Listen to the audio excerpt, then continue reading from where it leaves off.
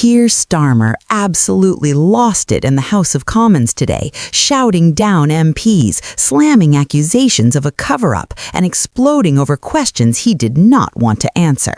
At the center of the storm, the Epstein files, sealed documents, and fresh claims that Labour insiders, including Peter Mandelson, are being quietly protected. This wasn't politics as usual. This was raw, angry, and very revealing, and it's raised a question Westminster is desperate to avoid. What are they hiding, and why now? Welcome back to Power and Policy UK, the channel breaking down the real power plays behind British politics. No spin, no fluff, just what they're not telling you. The atmosphere inside the House of Commons was already tense before the first question was even finished, but what followed turned into one of the most explosive exchanges Westminster has seen in weeks. Keir Starmer, normally measured and lawyerly in his delivery, visibly lost patience as questions swirled around the Epstein files and fresh accusations of a political cover-up involving Peter Mandelson. What began as a procedural grilling quickly escalated into raised voices, interruptions, and a moment that instantly lit up social media. Opposition MPs pressed Starmer on why certain documents connected to Jeffrey Epstein's UK links remain sealed despite mounting public pressure for transparency. The line of questioning was sharp and relentless, accusing successive governments of quietly burying uncomfortable truths to protect powerful figures. When Mandelson's name was introduced, the chamber audibly shifted. Mandelson, a longtime Labour power broker and close ally of Starmer, has faced renewed scrutiny over past associations and the perception that the political establishment is closing ranks.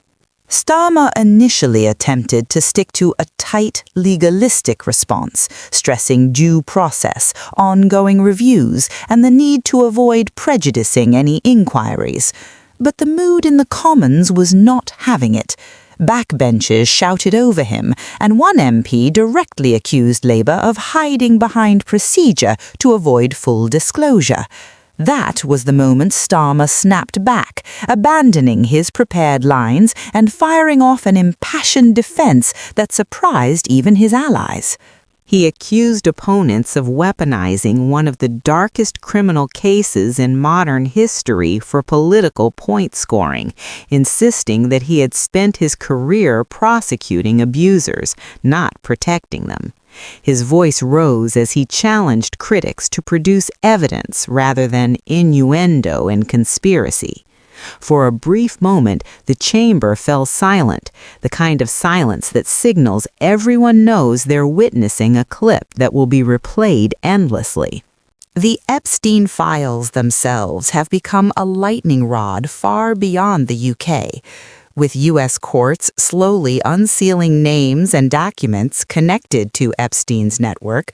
Pressure has mounted on British authorities to clarify who was known to law enforcement, what was investigated, and why certain leads appear to have gone nowhere. Campaigners argue that transparency is essential not only for justice, but for restoring trust in institutions that many feel instinctively protect the powerful. Mandelson's involvement, or alleged involvement, is particularly sensitive because of his symbolic role. To critics, he represents the ultimate insider, a man who has survived multiple scandals and returned repeatedly to positions of influence. The accusation is not necessarily that he committed a crime, but that his presence within Labour raises uncomfortable questions about whether the party can credibly claim to stand against elite impunity. Starmer addressed this head-on, saying no individual is above scrutiny, including members of his own party. But he also warned against trial by headline, arguing that reckless claims risk undermining genuine efforts to hold abusers accountable. That defense, however, did little to satisfy those who believe the political class only embraces transparency when forced. Outside the Commons, the reaction was immediate and divided. Supporters praised Starmer's outburst as the righteous anger of a former prosecutor fed up with bad faith attacks. They argue that demanding instant disclosure of sensitive files without legal safeguards could harm victims and derail legitimate investigations. Critics, meanwhile, saw something very different, a leader under pressure, lashing out because uncomfortable questions are getting too close for comfort. What makes this moment particularly volatile is the timing.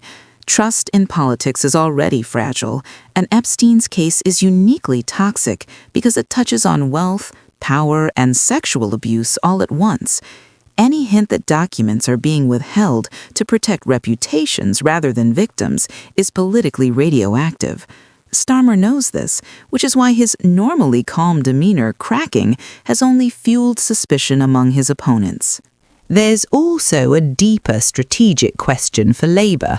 As the party positions itself as a government in waiting, it needs to look competent, transparent, and morally serious. Yet it also has to manage its own internal history and relationships.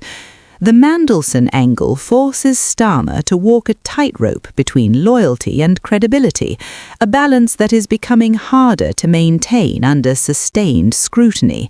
The government, for its part, has tried to deflect by pointing out that many of the relevant decisions predate the current administration.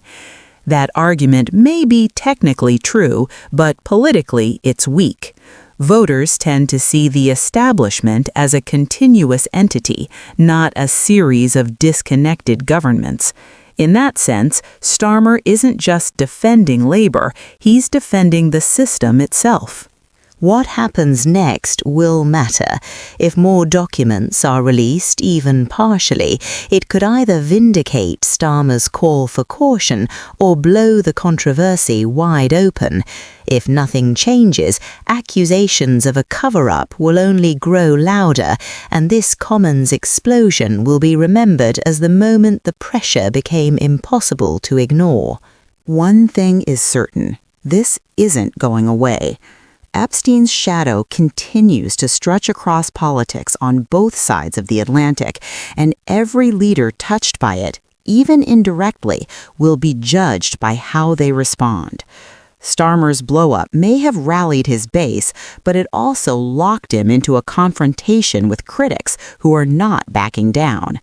In politics, anger can be powerful, but transparency is unforgiving, and the coming weeks will reveal which force wins out. That's it for Power and Policy UK. If you want straight-talk political analysis, hit like, subscribe, and stay locked in, because power never explains itself.